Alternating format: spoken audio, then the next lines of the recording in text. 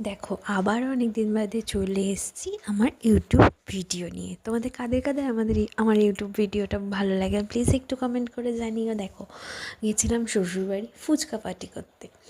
তো ফার্স্টে হচ্ছে বলি ফুচকা পার্টিটা মেনশন ছিল না, ছিল হচ্ছে তোমাদের জিও মহারাজের ভ্যাকসিন, কিন্তু ভ্যাকসিন হয়নি। আমরা গেছিলাম শ্বশুরবাড়ি।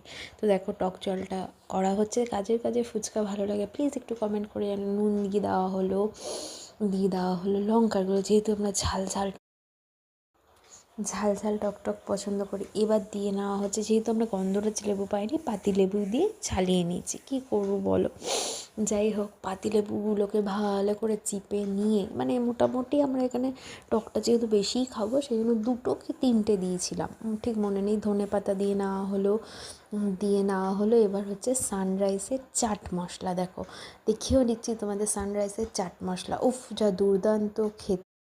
দুর্দান্ত খেতে হয়েছিল। একটু বেশি করেই দিলাম যাতে স্মেলটা পাওয়া যায়।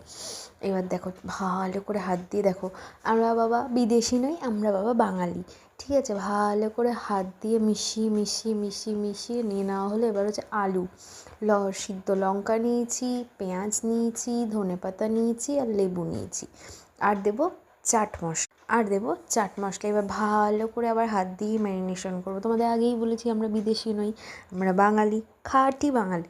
তো হাত দিয়ে ভালো করে মাখবো, সিদ্ধ লঙ্কাগুলোকে ভালো করে ডলবো, তারপর নুন দেবো, চাট মশলা দেবো, টক জল দেবো, দিয়ে ভালো করে মাখবো। বাদামও দেবো, সাথে করে আবার বাদামও দেবো।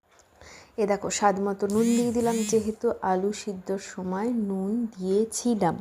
তো দেখো আর একটু স্বাদ মতো আমাদের মতো নুন দিয়ে নিলাম।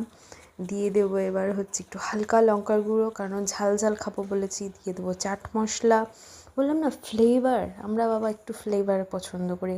দিয়ে দেবো বাদাম, বেশি করে বাদাম।